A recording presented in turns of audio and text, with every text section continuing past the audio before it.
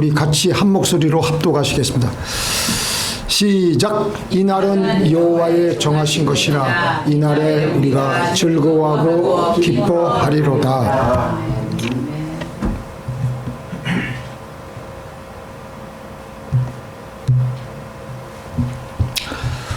오늘의 살자라는 제목으로 은혜를 나누고자 합니다. 이날은 여호와의 정하신 것이라 이날에 우리가 즐거워하고 기뻐하리로다. 1871년 봄에 몬트리알 제네랄 병원에 인턴으로 있는 한 인턴 의대생이 그 마음속에 아주 마음이 분주했습니다. 내가 졸업시험을 과연 합격할 수 있을까? 그리고 졸업하면 내가 어떻게 해야 될 것인가? 그리고 과연 내가 원하는 대로 직장을 얻게 될 것인가? 또 내가 개인적으로 개인 병원을 차려야 될 것인가?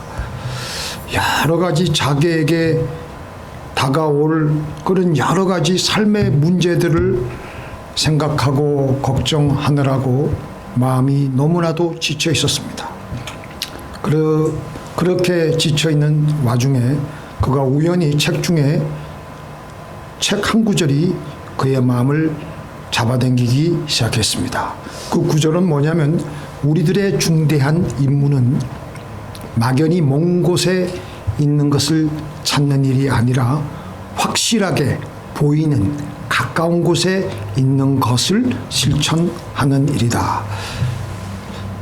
아무것도 아닌 그냥 평범한 구절인데 이 구절이 이 젊은 인턴 의대생의 마음을 강타하기 시작했습니다.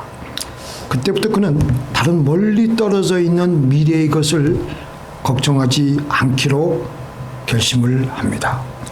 그가 바로 누구냐면은 존스 홉킨스 의과대학을 설립하고 영국 옥스퍼드 대학의 명예 교수이고 영국 국왕으로부터 훈장을 받은 그 유명한 윌리엄 오슬러 의사입니다. 이렇게 해서 이 하루하루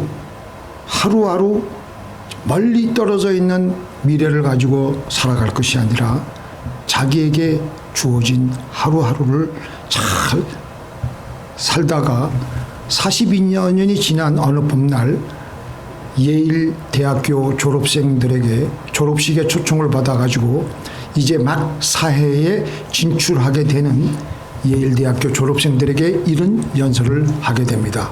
이 연설을 하기 직전에 그는 영국에서 미국으로 건너는 대서양을 건너는 여객선을 이제 타고 왔는데 그 여객선을 타면서 가만히 눈여겨 보니까 선장이 조종실에서 보통만 누르면 배의 어떤 각 부분이 차례로 닫혀지게 되며 어떤 부분이 침수를 맞게 된다는 사실을 알게 되었습니다. 그 예를 들면서 예일대학교 졸업생들에게 이런 연설을 합니다.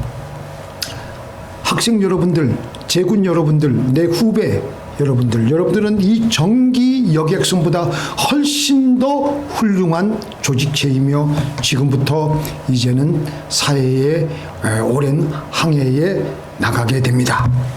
인생 항로에 보다 안전하고 성공적인 인생을 여러분들이 살아가기 위해서는 여러분들에게 이제 있는 마음의 기계를 훌륭하게 다룰 수 있는 훈련을 받아야지만 됩니다. 먼저 여러분들의 마음의 조종실에 들어가서 거기서 버튼을 한번 눌러 보십시오.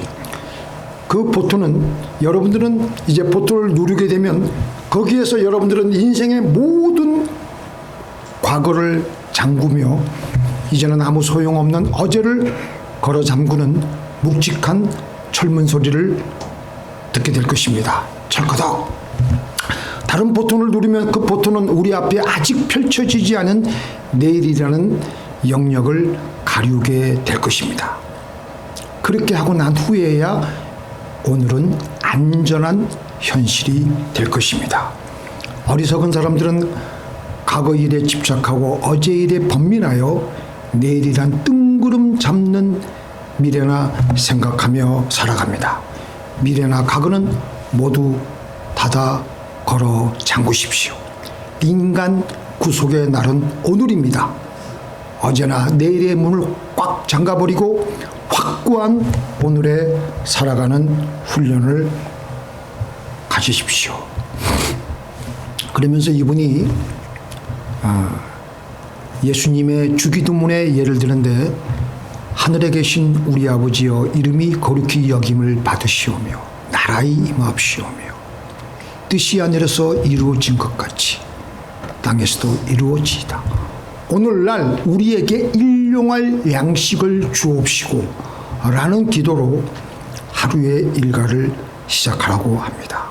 오늘날 우리에게 일용할 양식을 주옵시고는 내일 우리가 어떤 음식을 먹을 것인가 구하는 그런 기도가 아니고, 어제 먹은 음식에 대해서 말을 하는 것도 아니고, 이 기도는 오직 오늘의 양식을 위해서 기도하라는 예수님의 주기도문을 예를 들고 있습니다. 또 예수님께서는 거기뿐만 아니라 산상수훈에서도 사람들에게 그러므로 내일 일을 위하여 염려하지 말라. 내일 일은 내일 염려할 것이요 한날 괴로움은 그날에 족하니라. 내일이라는 아직 다가오지도 않는 미래에 쓸데없이 에너지를 낭비하지 말고 지금 당장 나에게 주어진 오늘 하루하루를 잘 살아가라고 예수님은 주기도문과 산상수훈을 통해서 오늘에 우리가 어떻게나 이 하루를 잘 집중해서 살아가야 되는 중요성에 대해서 말씀을 하시고 계십니다. 오늘 우리가 불렀던 내일 일은 남몰라요를 지었던 그 가사를 지었던 안희숙 여사님께서 오래전에는 그 LA 하는 침례교회 그 김동명 목사님의 사모님이었죠. 그분이 일제시대에 신사참배를 거부해가지고 이제 감옥에 들어갔는데 배고픔과 추위 때문에 도저히 견디기가 힘들고 있는데 맞은편에 마침 주기철 목사님이 감방에 계신 것을 발견하고 그분에게 수화로 이렇게 물었습니다. 목사님은 남자이기 때문에 이 어려움과 추위와 배고픔을 이길 수 있을지는 몰라도 나는 여자의 몸으로 너무 힘들어요. 목사님 어떻게 하면 좋습니까? 어떻게 해야지 이 극도의 시련을 이길 수가 있나요? 그러니까 주기철 목사님도 수화로 하루하루 이기십시오. 안희숙 선생은 그 말씀을 듣고 하루쯤이야 이기지 못하겠는가? 오늘 하루만 버티자 하는 생각으로 하루 버티고 이겼더니 어느덧 6년을 이길 수가 있었다고 합니다. 그러면서 그분이 그 감옥에서의 그 체험을 회상하면서 내일 일은 난 몰라요. 하루하루 살아요. 불행이나 요행함도 내 뜻대로 못해요. 험한 이 길 가고 가도 끝은 없고 고뇌요. 주님 예수 팔레미사 내 손잡아 주소서. 내일 일은 난 몰라요. 장래일도 몰라요. 아버지여 날 붙드사 평탄한 길 주옵소서. 이런 무명의 시인이 적은 시가 하나 있는데요. 나는 지나간 과거를 후회하고 미래를 두려워하고 있었습니다. 그때 나의 주님이 나의 이름은 현재니라. 내가 실수와 후회로 얼룩진 과거에 매여 산다면 내 인생은 몹시 힘들고 어려울 것이다. 왜냐하면 내가 거기에 없기 때문이다. 나의 이름은 과거가 아니니라. 또 내가 미래에 닥칠 문제들 때문에 두려움을 안고 산다면 내 인생은 역시 힘들고 어려울 것이다. 왜냐하면 내가 거기에도 없기 때문이다. 내 이름은 미래가 아니니라. 내가 현재 이 순간을 산다면 내 인생은 힘들지 않을 것이다. 왜냐하면 내가 바로 여기 있기 때문이다. 나의 이름은 현재니라. 하나님이 우리에게 원하시는 것은 바로 현재를 살아가는 영성입니다. 믿습니까? 우리 한번 같이 읽어보겠습니다. 항상 기뻐하라. 쉬지 말고 기도하라. 범사에 감사하라. 이는 그리스도 예수 안에서 너희를 향하신 하나님의 뜻이니라. 그냥 일반적인 하나님의 뜻이 아니고 그리스도 예수 안에서 너희를 향하신 하나님의 핵심적인 뜻입니다. 이 구절에서 한번 보십시오. 항상 쉬지 말고 범사, 이게 무슨 말입니까? 다 현재를 포커스하고 있습니다. 현재를, 그리고 오늘을 제대로 살아가라는 하나님의 뜻입니다. 과거에 내가 기뻐했던 어떤 시간만을 가지고 그 시간만을 그리워하고 그 시간을 못 내 아쉬워하지 말고 지금 현재 주어진 지금 이 시간에 오늘 항상 기뻐하고, 과거에 기도하였던 어떤 시간에만 머물러서 거기에서만 안주하고 안심하지 말고 지금도 쉬지 말고 기도함으로 계속해서 하나님과 동행하고, 과거에 어떤 시간에 대해서만 감사하지 말고 지금 나에게 벌어지는 모든 범사도 하나님께 계속해서 감사하라는 것입니다. 하나님은 언제나 우리와 함께 지금 이 시간에 같이 계심으로 이날에 항상 기뻐하며 이날에 벌어지는 일에, 모든 일에, 어떤 일인지 모르겠지만 그 일에 대해서 감사하며 끊임없이 기도하며 그래서 최선을 다해서 살아가라는 것입니다. 믿습니까? 우리 같이 읽겠습니다. 시작. 세월을 아끼라. 때가 악하니라. 우리 예수님은 우리를 값주고 사셨습니다. 값주고 구속하셨습니다. 이 아끼라는 말은 구속한다는 거예요. 구속한다. 세월을 아끼라는 말은 시간을 구속하라는 거예요. 시간을 우리 예수님처럼 자기의 온 모든 몸과 모든 존재를 다 바쳐서 우리를 사신 것처럼 우리에게 흘러가는 그 시간을 우리가 최선을 다해서 그것을 구속하고 시간의 값을 치르고 살아는 것입니다. 값진 시간은 오직 값을 치르고 그 시간을 사는 자에게만 주어집니다. 얼마나 우리에게 많은 시간들이 우리를 스쳐 지나갑니까? 그 시간이 강물에 흘러내려가듯이 흘러가고 이 악한 시대에 그 시간이 남용되고 허비되고 있는데 우리는 이 시간들을 하나님의 뜻에 맞게 사용하고 선용하여서 시간을 붙잡고 건져내며 이 시간을 의미 있는 시간, 크로노스에서 카이로스 그 시간이 되도록 세월을 아끼라는 것입니다. 우리의 시간을 더 이상 무의미하게 그렇게 사라져 버리지 않도록 건져내고 가장 의미 있게 만들며 최상의 시간으로 만드는 것은 우리에게 주어진 시간을 하나님의 뜻에 맞게 사용하고 선용하면 그 시간은 하나님께 쓰임받았기 때문에 중요한 카이로스의 순간이 됩니다. 그렇게 하기 위해서는 우리는 먼저 하나님의 뜻을 행하여야 됩니다. 순종하여야 됩니다. 그러면 항상 기뻐하고 쉬지 말고 기도하고 범사에 감사함으로 하나님과 동행하면 하나님은 더 자세히 우리를 하나님의 길로 인도하여 주십니다. 그래서 우리에게 그 인도하여 주시는 그 순간순간은 빛나고 알찬 시간이 되는 것입니다. 하나님은 시간의 창조자요 시간을 초월하시지만 그분은 언제나 현재이십니다. 믿습니까? 그분은 그래서 우리가 제대로 된 현재의식을 가지려면 하나님께 기도해서 늘 우리의 마음을 새롭게 현재의식을 가져야 돼.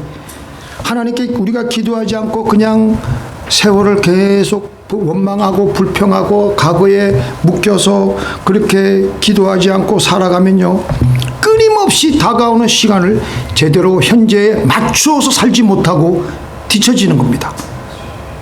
그러나 쉬지 않고 기도하고 항상 기뻐하며 범사에 감사하면 현재의 하나님과 동행하면서 전혀 알지 못했던 새로운 세계인 현재를 우리는 새롭게 제대로 맞이하게 되며 하나님께서 예비하신 기회를 잘 선용하게 될 줄로 믿습니다. 누가복음 5장에 보면 이런 예가 나옵니다. 평생토록 어부였던 베드로가 되도록 고기를 잡으려고 애를 썼는데 한 마리 물고기도 잡지 못해가지고 쭉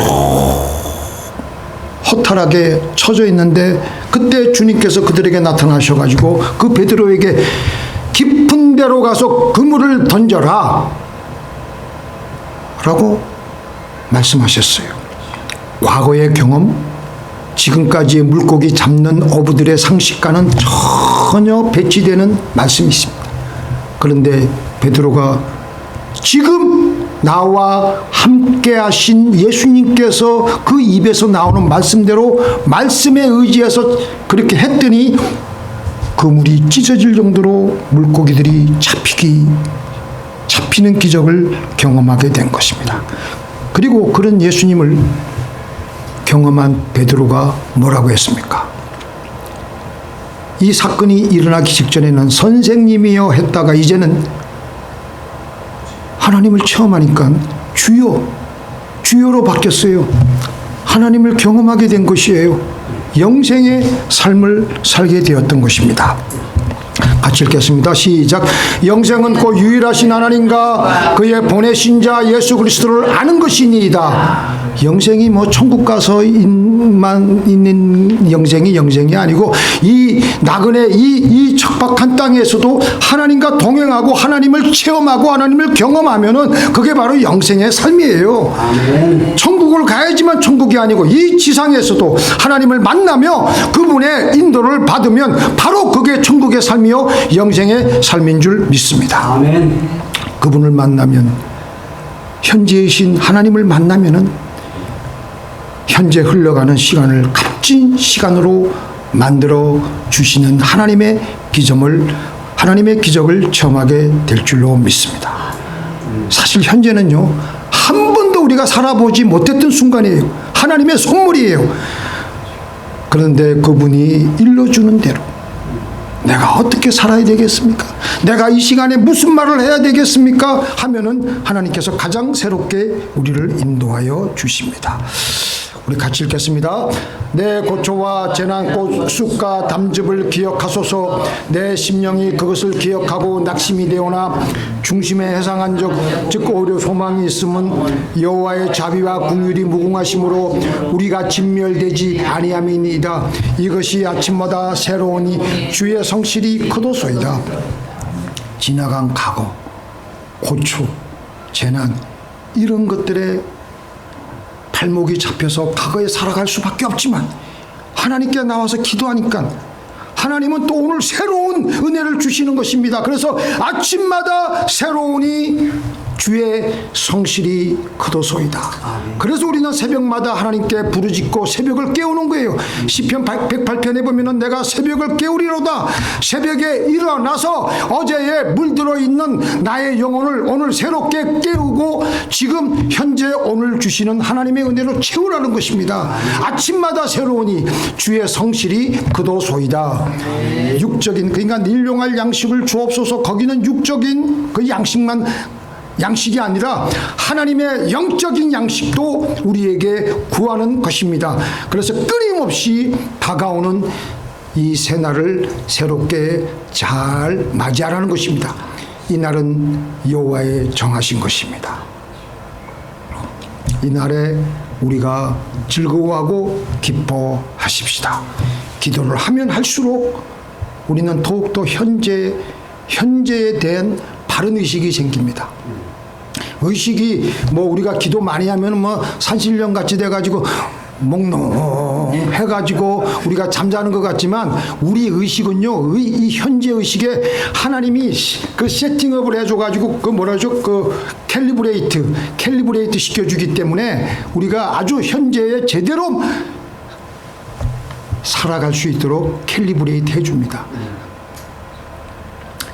기도를 제대로 하면 미래에 대한 비전을 보기도 하지만 오늘 내가 제대로 살아갈 수 있는 은혜를 공급해 주십니다. 기도 안 하면 계속 과거의 실패와 해안에 묶여서 원한에 묶여서 남을 용서하지 못해가지고 싸우고 찢고 볶고 그러니까 하나님께서 계속 주시는 현재를 제대로 살아낼 수가 없어요. 앞으로 나갈 수가 없는 거예요. 요셉이 그렇지 않았습니까? 요셉이 꿈의 사람이라고 우리는 흔히들 얘기했지만 저는 그렇게 보지 않습니다. 그는 꿈의 사람이라기보다는 하나님께서 주신 꿈을 잊고 살았어요. 단적인 증거가 창세기 42장 9절에 보니까 이집트의 국무총리가 돼서 양식을 이제 구하기 위해서 찾아온 형들이 자기 앞에 엎드려서 절하는 모습을 보고 그때서야 17살에 자기가 꾼 꿈을 기억하게 되는 것입니다. 만약에 요셉이 하나님께서 주신 꿈만을 가지고 보디발의 집에서 종살이 또 옥살이를 그렇게 했더라면요 견디지 못했을 거예요. 그 미쳐가지고 어떻게 그 자포자기 했을 겁니다. 그 꿈만을 부둥켜 안고 살았더라면. 그런데 성경은 뭐라 그랬습니까? 하나님이 요셉과 함께 하심으로 그가 형통하다고 했습니다. 아멘. 하나님께서 말씀하시는 형통은 우리 인간의 눈으로 보는 외적인 성공이나 물질적인 풍요가 아니라 억울하게 형들에게 팔려서 애굽에 왔지만 현재이신 하나님과 같이 동행을 하며 그날에 충실히 살았기에 성경은 그를 가리켜서 형통하다고 했습니다. 이날은 주의 정하신 것이라 이날에 기뻐하고 즐거워하세요. 환경은 아무것도 변한 것이 없고 어려웠지만 요셉은 눈치를 끈 감고 오늘 나와 함께 계신 지금 나와 함께 계신 하나님과 동행하며 하루하루 제대로 살아가기 시작하므로 하나님은 그 사실을 가리켜서 요셉은 형통하다고 했습니다. 요셉은 형들에 대한 미움으로 과거의 원한으로 과거에 매여 있지 않았습니다. 그리고 하나님께서 이미 주신 꿈에 빠져서 살지 않았습니다. 그는 언제나 오늘 주어진 하루하루를 최선을 다해서 구속하기 시작했습니다. 값을 주고 사기 시작했습니다. 자기의 인생의 온 존재를 다 들여서 그 시간을 구속하여서 살기 시작했습니다. 그는 오늘에 살았습니다. 그에게 주어진 하루하루를 값진 시간으로 만들기 위해서 그는 그렇게 최선을 다하며 하나님과 동행했습니다. 그래서 나중에 요셉의 목살이는 13년인데요. 제가 따져보니까 그냥 흘러간 시간이 아니라 나중에 국무총리 때에 온 천하 만국의 백성들을 구하는 데 쓰임받는 시간의 밑거름이 되었고 더 나아가서는 하나님의 구속 역사에 쓰임을 받게 되었던 것입니다. 잠깐 기도하겠습니다. 하나님 아버지, 우리의 남아있는